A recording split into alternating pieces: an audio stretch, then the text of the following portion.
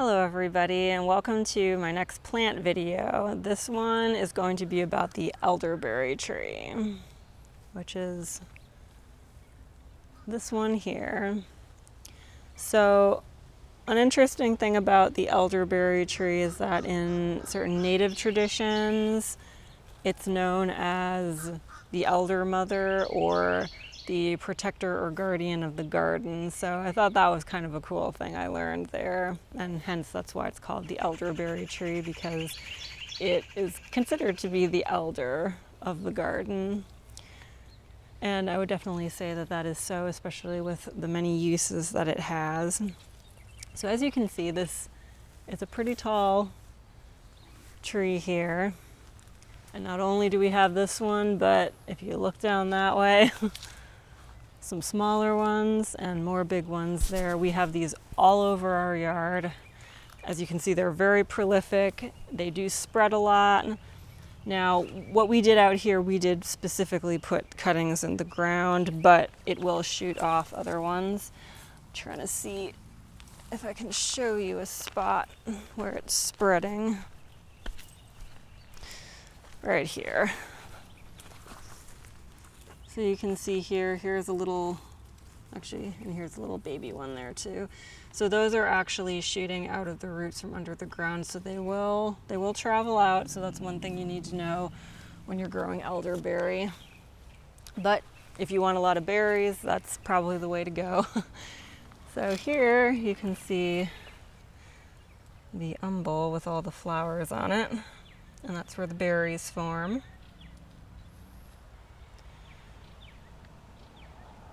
I think it's very pretty too, where we have the tree as the flowers will fall. Ooh, the flowers will fall off, and they get caught in your hair and stuff. But it's kind of like a little flower snow. So yeah, the elderberry medicinally is used for a lot of things. Many people would probably know it as something that is helpful for colds and flus. And viral infections, because elderberry is used in a lot of like cold and cough syrups that are used for winter time. So that is one of its common uses. Other good uses as well, so immune boosting, antiviral, it's anti-inflammatory, increases sweating. It is also a diuretic and a mild laxative as well. And other things it's good for, not only the colds and flus, but hay fever and allergies. It also helps with diabetes, which I did not know. And it has been found to have some anti-cancer properties. So yeah, it has a lot of uses. And when I say all those things, there's also more things that they've done less research on. But according to a lot of folk medicine and information of that sort, it does have quite a few other uses besides that. Something that you do need to know about the berries is you don't eat the berries raw. You do want to eat them cooked.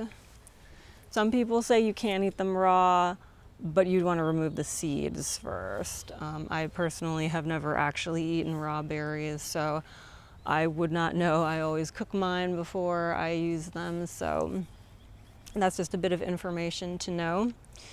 The leaves, that is one that you don't find as commonly in medicine.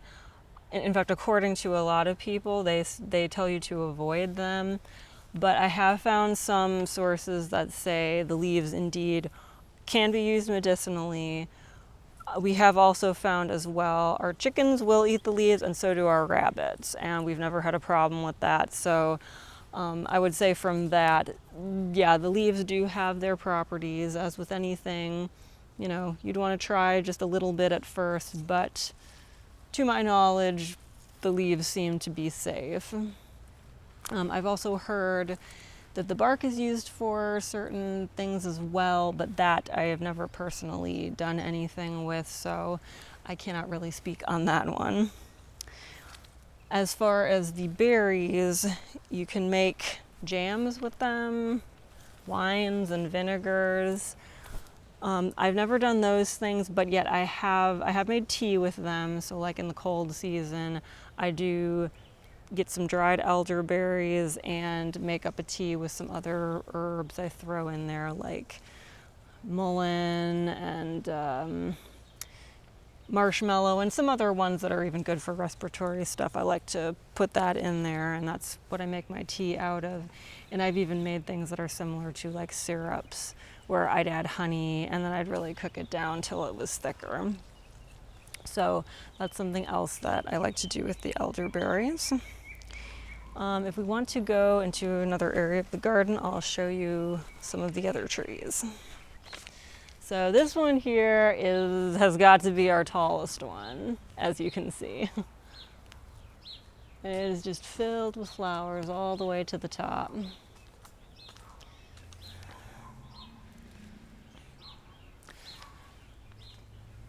So another thing to mention, not only does the elderberry spread a lot from the ground, actually, there you go again, you can see all the little shoots coming up, but cuttings are super easy.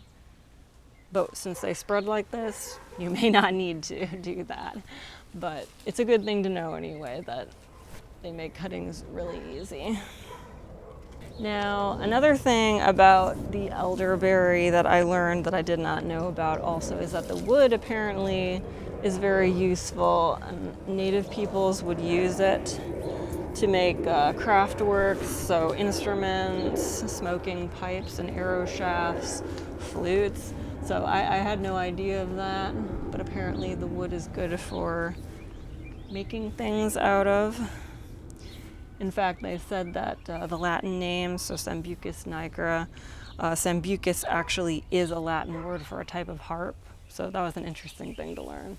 But I guess that's because it is used in certain craft work. So I thought that was kind of cool. And here's another one of our trees.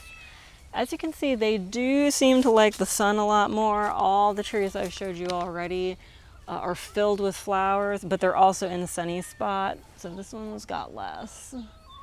And I do note with most things that grow berries, sunshine is necessary. So I would also say that probably if you plant an elderberry, you're going to want to have it in an area that gets a fair amount of sun. Though they do also like having wet feet a little bit more, so they do like water a lot. And another thing with the elderberry also is I did not know how many different types there are. I was just familiar with, I believe what we have here is actually a native elderberry. So we did get it from a nursery, but it is technically qualified as a native elderberry to here in Florida.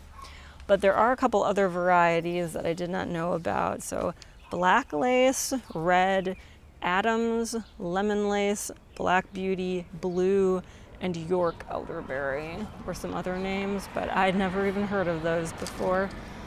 Now, there was a cautionary warning with a type of elderberry that makes red berries. The Latin name is Sambucus racemosa, and it's supposedly somewhat toxic, so they tell you to avoid that one. So like ours here make like a deep, like almost black looking berry. It's very, very deep purple. So this is one of the dark colored ones. I don't ever actually recall seeing any that had red berries on there, but that's just something to be aware of then. And as I always say, even though, you know, I have given a lot of education in these videos and have researched a lot, I always encourage people to research things further so you know what you're planting and what you're working with. And here's one of our other elderberries. This one's got a lot of other friends growing in here too. There's a canna, lantana, and some bamboo in there too. But most of this is all the elderberry.